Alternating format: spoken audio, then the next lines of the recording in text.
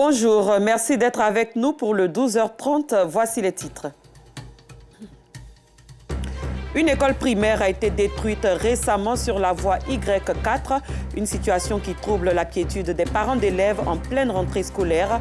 Nous vous ferons part du constat de nos reporters sur la question dans cette édition. À l'étranger, une conférence humanitaire sur la situation dans la bande de Gaza s'est ouverte aujourd'hui à Paris. Une initiative du président français Emmanuel Macron pour tenter de débloquer l'aide sur Gaza. Dans la commune d'Anyama, l'école primaire EPV Les Valeurs, située dans le prolongement de la voie Y4, a été détruite le 3 novembre. Cette situation, survenue en pleine rentrée scolaire, suscite l'inquiétude des élèves et de leurs parents. Soucieuse de la situation, la direction générale de l'établissement s'active à aménager un bâtiment pour la reprise des cours, chose qui ne fait pas l'unanimité chez les parents d'élèves qui se plaignent déjà des conditions de sécurité et d'apprentissage de leurs enfants. On en sait plus avec Justin Kwasi et Assitan Diara.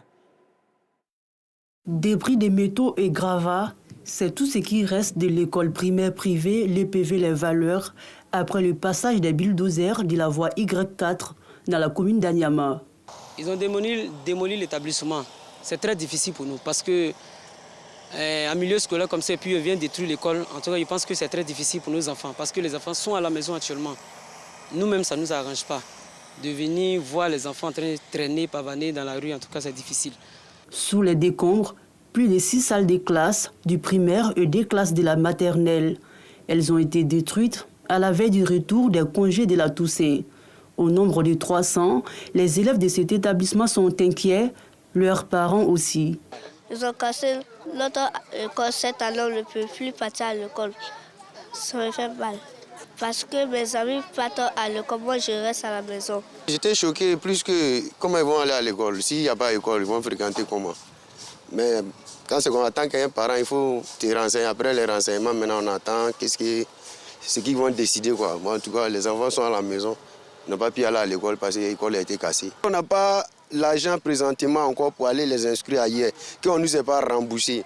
Bon, ça va nous demander du temps de chercher l'argent encore. Je souhaite que le fondateur de l'école nous rembourse notre argent, puisqu'on puisse inscrire notre enfant dans notre école, puisque les enfants ne peuvent pas faire l'année blanche. Face à ces inquiétudes, le directeur de l'école rassure de la reprise des cours dans un bref délai. Tout ce qui était à l'intérieur de l'école, on a pu sauver. Je ne peux pas dire à 100%, mais on a pu sauver ce qui était important. Je sais que le lieu n'est pas totalement fini à 100%, mais actuellement, nous avons fait les travaux, c'est arrivé. Je pense que nous sommes à 80%. Et je pense bien que le nouveau site sera plus joli que ce site qui était ici. Au nom du fondateur, je tiens à demander pardon à tous ces parents d'élèves, en tout cas qui nous ont fait confiance. Je demande toujours aux parents de nous faire toujours confiance. Je suis sûr et certain que la semaine prochaine, nous allons reprendre les cours normalement sur le nouveau site. Non loin de l'ancienne école, la direction générale aménage ce nouveau bâtiment pour accueillir les élèves. Une décision qui n'acquiert pas l'adhésion de certains parents d'élèves. Nous, on ne sait pas comment on va faire. On a déjà payé. On ne sait pas s'ils vont nous rembourser. Parce que où ils sont allés nous montrer là, en tout cas, on n'est pas satisfait, sincèrement dit. Donc, ils n'ont qu'à revoir. Parce que s'ils savent qu'ils ont un coin pour nous, pour que les enfants puissent aller à l'école là. Ça, ce n'est pas un problème. Mais les enfants sont à la maison, puisqu'ils ont dit que c'est lundi que les enfants vont reprendre les études. Mais jusqu'à présent, on ne voit rien. Aujourd'hui, les enfants ne sont pas partis à l'école. Donc, sincèrement dit, en tout cas, tout le monde est fâché ici. Les examens du premier trimestre sont proches. Ces apprenants pourront-ils les passer? Pas sûr. Une chose est cependant sûre. Des lacunes, ils en accumuleront. Vivement que ces élèves puissent reprendre très tôt le chemin de l'école. Autre chose à présent, au carrefour de Mondoukou sur l'axe Grand Bassam, il ne se passe pas une minute sans qu'une voiture ne s'arrête à un espace apprêté par des femmes pour vendre des noix de coco sous forme de jus ou de lait. Un produit qui plaît, il apporte selon les consommateurs un mieux-être à l'organisme. Ce produit permet aux commerçants d'avoir leur pitance quotidienne et de scolariser leurs enfants. Le reportage de Théodore Zouzou est commenté par Clément Boko et c'était également avec Gilles Tonnier. Carrefour Assini sur l'axe Grand Bassam-Bonois ou encore route de Mondoukou dans la région du Sud Komoé. Des parasols installés aux abords de la voie retiennent l'attention. Sous ces parasols, des femmes avec des fruits, pastèques et noix de coco, entre autres. Ils sont cultivés dans cette partie du pays. Ici, un fruit est beaucoup prisé, la noix de coco. Sa pulpe et son jus sont convoités. C'est rafraîchissant, bien sûr, c'est hydratant. Donc c'est normal, il faut boire le jus de coco. Et surtout manger la pulpe de coco qui est derrière. Pour hydrater, tout simplement. Et pour promouvoir aussi l'artisanat local. Donc on participe comme ça à un commerce qu'il faut pérenniser. Et surtout pour pouvoir replanter des cocotiers et avoir des noix de coco. Cet intérêt pour l'amande et le jus de coco sont multiples. Après ce long trajet, on vient se désaltérer. Et puis le coco a des vertus. D'abord, le jus de coco, ça régénère un peu le corps. Et ça nous permet de pouvoir repartir sur de bons pieds. Pour certains, c'est une question de santé.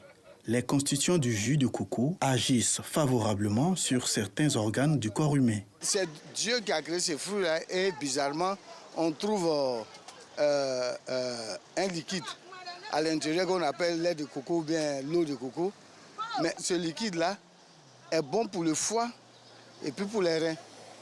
C'est pour cela que d'autres boivent parce que c'est sucré, c'est agréable à boire. Mais ceux qui le savent, ils savent pourquoi ils boivent. Ce jus de coco a beaucoup de vertus. Il faut dire qu'effectivement, il a un impact sur la glycémie. Voilà, il réduit la glycémie et puis je pense qu'il fortifie. Voilà, donc ce sont les deux aspects que je connais. Les coco, il y en a beaucoup en Chine. Ça donne bien pour la santé et en plus, il y a beaucoup de vitamines. On ne finira pas de dénombrer les bienfaits de la noix de coco. Les vendeuses de noix de coco, elles, tirent une autre satisfaction de ces fruits. Avec cette activité, elles ont acquis une certaine autonomie. Je peux prendre 500 noix, souvent 1000 noix. Il n'y a pas de bénéfice. Coco là, c'est trop cher. Coco là, je prends en vitrée. Bon, on paye là-bas 1 à 100 francs. Lui qui récolte là, on paye la personne. Et puis, voiture qui prend pas maintenant, on paye la personne. Donc, on fait ça 1 à 200 francs. On fait le transport pour venir ici. On paye sachet, on paye les bidons. Non, nous, on ne s'en sort pas. Je ne peux pas économiser mes enfants là. Je ne peux pas. Je n'ai pas l'école de les enfants là. J'ai économisé l'argent pour moi. La noix de coco, fruit exotique, fait beaucoup de bien à l'organisme et au palais. Et ceux qui empruntent la route de Mondoukou et d'Assini ne s'en privent pas. Après Mondoukou, on s'intéresse à cette bonne nouvelle pour les populations de Niangbo, village du département de Niakara dans la région du Yambol. Elles bénéficient désormais d'un centre de santé et un château d'eau. Ces deux infrastructures ont été inaugurées samedi en présence du directeur général des impôts, également fils du village. Pargasoro Kone de Madangui y était également pour vous. Voici son compte-rendu. Sali et Ya sont toutes deux filles de Niangbo, village du département de Niakara, région du Yambol, au centre-nord de la Côte d'Ivoire. Elles sont malades depuis des années. Et pour avoir accès aux soins, elles doivent parcourir une longue distance pour se rendre à l'hôpital général de Niakara, à environ 20 km de Niangbo. Ceci sur une route non bitumée et pleine d'embûches. Un véritable calvaire pour elles. Cela fait 5 ans que j'ai le pied cassé suite à une chute. Le souci que nous avons, c'est le déplacement pour se rendre à l'hôpital de Hariko-Kaa ou de Niakara avec des engins à 2 roues. Nous demandons de l'aide. Et puis avant, je suis malade, je suis parti à l'hôpital là-bas. Il va moto Hariko-Kaa. C'est vraiment l'autre humain, tu s'en vas là, si tu ne veux pas gagner un bon médicament là-bas. La souffrance de Salimata et de Ya, mais aussi celle des populations soulagées. Niangbo a désormais son centre de santé et son château d'eau. Aujourd'hui, on a eu l'inauguration du château d'eau avec l'infirmerie. Ma joie est très grande. L'hôpital est bienvenu pour nous ici, parce qu'avant c'était vraiment difficile. Pour partir, on louait les motos ici. À la partie, là, il faut mettre essence dans la moto. Souvent, même pour avoir les jeunes, même pour qu'on t'accompagne, même là, c'est pas facile. L'inauguration de ces infrastructures de développement s'est faite en présence de la chefferie, des cadres, des leaders de femmes et de jeunesse, des guides religieux, des filles et fils de Niangbo et des populations des villages voisins, mais aussi en présence des membres et responsables de la MUDESNI, la mutuelle de développement social et économique de Niangbo. C'est avec grand plaisir que nous avons célébré ce double événement, à savoir cette acquisition du centre de santé offert par le président du conseil régional, ainsi que du château d'eau qu'on a eu grâce au programme présidentiel d'urgence. Le centre de santé de Niangbo, une initiative du conseil régional. Le ministre Khalil Konaté, président de ce conseil, par ailleurs président de la dite cérémonie, était représenté à ce grand rendez-vous de réjouissance par l'un de ses vice-présidents. Nous nous réjouissons avec nos parents, nos populations, doublement parce que moi-même je suis fils de la région et lorsque la santé se rapproche des populations et que les parents peuvent bénéficier de l'eau potable, c'est tout à l'honneur du conseil régional. Fils du village et parrain de cette cérémonie, Traoré Nyoumaplen Brahima et l'honorable Sissé Aboubakari, directeur général adjoint des impôts, apprécient cette initiative du conseil régional. Ils n'ont pas manqué de saluer tous les efforts et l'ensemble des actions de développement du président de la République, Alassane Ouattara. Très heureuse de représenter mon mari à cette cérémonie. Je prie le bon Dieu que cet hôpital leur sert à bon escient. Tous ceux qui vont venir en cas de maladie, qu'ils soient guéris. Remercier le président parce que c'est le plan présidentiel d'urgence qui nous a donné le château d'eau. Remercier la mutuelle avec à sa tête son président pour ce beau centre de santé qui a été offert avec le conseil régional, qui a travaillé d'arrache-pied pour qu'on ait ce beau centre de santé qui permettra à nos populations de se soigner dans de bonnes conditions et d'avoir accès à l'eau potable.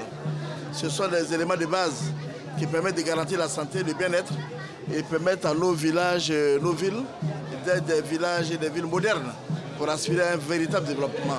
Présente, le sous-préfet Darikoka a prié les populations de Niangbo à en faire bon usage. L'importance de disposer d'infrastructures solides et accessibles à tous est plus évidente que jamais. C'est pourquoi, dès son accession à la magistrature suprême, le président de la République, son Excellence, M. Alassane Ouattara, a initié un vaste programme de reconstruction nationale. Des investissements significatifs ont été réalisés dans des secteurs clés tels que la santé et l'hydraulique.